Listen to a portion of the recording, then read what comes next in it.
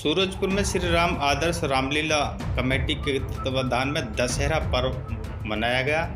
इस मौके पर रावण, मेघनाथ और कुंभकर्ण के पुतलों का दहन करने के बाद में भगवान श्री राम के जय घोष से पूरा प्रांगण गूंज उठा और साथ में ही लोगों ने जमकर जश्न मनाया। श्री आदर्श रामलीला कमेटी के पदाधिकारियों ने श्री राम के जीवन पर प्रकाश डालते हुए उनके आदर्श पर चलने की अपील की। आइए आपको दिखाते हैं कुछ खास झलकियां।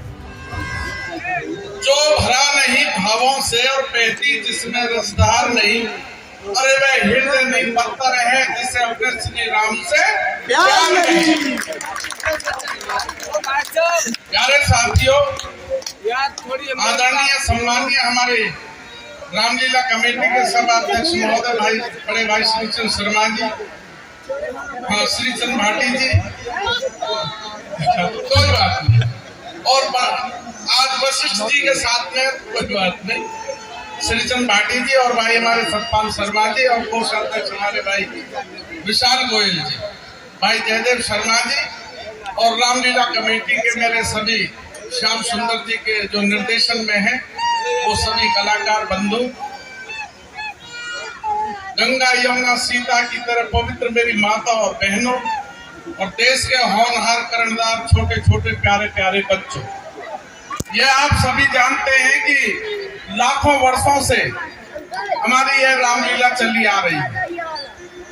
आज लगभग 10 वर्ष श्री राम को हमारे जाने का समय आता है, लगभग 10 वर्ष तक बीत चुके हैं, लेकिन आज हम उन्हें 1 मिनट में याद कर लेते हैं, क्योंकि उनका जो जीवन था वो मर्यादित था।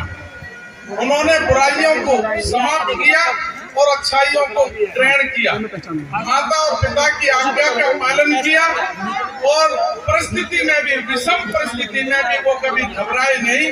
हमें वो सब चीजें अपने जीवन के अंदर धारण करनी चाहिए। और लक्ष्मण जी का भी बहुत ही जीवन चरित्रवान रहा है, जिन्होंने जिस समय पंपापुर के अंदर हैं और वहाँ सीता जी ने अपने आभूषण डाल दिए और हनुमान जी ने, सुग्रीव जी ने वो दिखाए, तो रामचंद्र जी लक्ष्मण जी को देते हैं, तो लक्ष्मण जी यहाँ कहते हैं तो कुंडल दिखाए थे, तो लक्ष्मण जी बोले भाई मैं तो केवल पिछुओं का सेवक हूँ, कुंडल की मुझे पहचान नहीं है। तो इतना बड़ा हमारा चरित्र इस रामायण में रहा है कि भाई भाभी और देवर का जो प्यार था वो माँ के समान था। तो इसी प्रकार की शिक्षा में जीवन में लेनी चाहिए। लेकिन हमारी यह रामलीला आज सफल हो गई। बहुत बहुत धन्यवाद प्रधान जी, वास्तव में आपने गागर में सागर भरने का कार्य किया है। बहुत ही कम शब्दों में आपने पूरी लीला के मंचन को दिखाने का प्रयास किया है। और इसी कड़ी में मैं निवेदन करना चाहूंगा शिव मंदिर सेवा समिति के महासचिव और जन अधिकार सेवा समिति के राष्ट्रीय अध्यक्ष चौधरी ओमवीर सिंह फैसला जी आए और अपने शब्दों से हम सभी कमेटी के कार्यकर्ताओं को और क्षेत्र की जनता को आशीर्वाद दें। ओमवीर फैसला जी। बहुत बहुत धन्यवाद सतपाल जी। आप 10 दिन से लगातार मंच के माध्यम से बोल रहे हैं। परम आदरणीय श्री आदर्श रामलीला कमेटी के अध्यक्ष महोदय जी श्रीचंद भाटी जी एवं महामंत्री सतपाल शर्मा जी और जिनकी बहुत ही मीठी वाणी भाई जयदेव शर्मा जी, मूलचंद आर्य जी, वीरपाल भगत जी और मेरे तमाम जितने भी श्री आदर्श रामलीला कमेटी के कार्यकर्ता है, पदाधिकारी है, भाई रूपेश चौधरी जी, क्योंकि नाम लूंगा तो बहुत सारे काफी कार्यकर्ता हैं, तो समस्त मेरे बहुत ही कर्मठ और जुझारू कार्यकर्ता बंधु एवं इस मंच के माध्यम से, अपनी वाणी के माध्यम से और अपनी चौपाइयों के माध्यम से परम आदरणीय श्री व्यास जी, पंकज जी, उनका भी और श्री आदर्श रामलीला कमेटी के भामा साहब, भाई कोषाध्यक्ष भाई विशाल कुमार गोयल जी, वास्तव में आप लोगों ने बहुत ही मेहनत और तन मन धन से इस कार्य को समापन की ओर आप लेकर के आए हैं और ऊंचाइयों की तरफ चलते हुए जितनी भी मेरी माता बहनें इस रामलीला के कार्यक्रम में आए हैं। और आपने जैसे कि भाई जयदेव जी ने बहुत अच्छी बात संस्कार वाली कही, वास्तव में हर एक पात्र, चाहे वो राम जी है, लक्ष्मण जी है, माता जी है या दशरथ जी है, सभी की जो पात्र है वो उनके द्वारा प्रेरणा लेने का यह कार्य है। अब वो प्रेरणा देते हैं और उनके अंदर एक संस्कार है। मैं सभी माता बहनों से निवेदन करूंगा कि अपने बच्चों को एक शिक्षा जरूर दीजिए, एक संस्कार जरूर दीजिए कि वो छोटे छोटे बच्चों के हाथ में मोबाइल ना दे करके और अपने परिवार के जो बड़े हैं उनकी आज्ञा का पालन वो करें। ऐसा आप अपने बच्चों को संस्कार दीजिए। जितने भी आज इस कार्यक्रम में रामलीला में मेरे पत्रकार बंधु आए हैं उनका भी हार्दिक धन्यवाद, और जितने भी पुलिस प्रशासन है उनका भी धन्यवाद। जितने भी जिस किसी ने भी तन मन और जैसे भी धन से या मन से या तन से जो इस कार्यक्रम को सफल बनाने में अपना सहयोग दिया है, मैं पुनः सभी अपनी कमेटी की तरफ से उनका हृदय की गहराइयों से बहुत बहुत धन्यवाद ज्ञापित करता हूँ।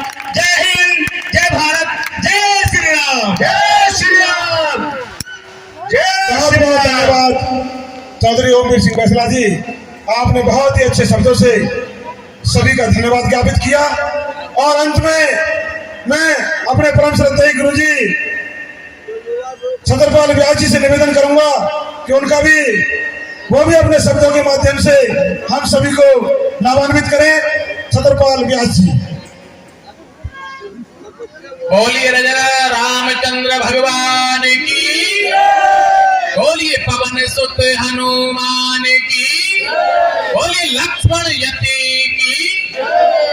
मेरे परम आदरणीय हमारी रामलीला कमेटी के श्रद्धेय परम आदरणीय मेरे चौधरी साहब श्री चंद भाटी जी अध्यक्ष महोदय, मेरी सारी पदाधिकारियों की टीम और ये नन्हे मुन्ने नौजवान जो हैं इनकी, और ये जो मेरी मातृ शक्ति और श्रोता बंधु बैठे हैं, और मेरे जो पंकज व्यास जी की जो धन्यवाद, बहुत बहुत आपने मेहनत की। लेकिन मैं कहना चाहूंगा ज्यादा लेते हुए, बहुत सारी बातें आपने लीला के माध्यम से देखी लेकिन कुछ बातें अछूती रह जाती हैं। भगवान राम और लक्ष्मण भरत की बातें तो आपने बहुत सुनी है, लेकिन आपने शत्रुघ्न को अछूता छोड़ दिया। शत्रुघ्न की कहानी अगर मैं आपको बताऊं तो शत्रुघ्न जी क्या करते थे, एक दिन उनकी धर्मपत्नी जो थी अपने महल में रात्रि के समय वैसे ही चत्तर पर सारी पे भ्रमण कर रही थी। कौशल्या मां की आंखें खुल गई और उन्होंने देखा कि बेटी आज कैसे तुम विचलित हो, नींद नहीं आ रही। तो कहने लगी मां नींद नहीं आ रही, क्यों? शत्रुघ्न कहाँ है? क्योंकि उनकी तो पता ही नहीं। आंखों में आंसू आ गए। जब आंखों में आंसू आए तो मां को कुछ शक हो गया कि पुत्र कहाँ है। कि मां जिस दिन से भगवान राम वन को गए हैं उस दिन से आज तक शत्रुघ्न अपने महल में नहीं सोए हैं।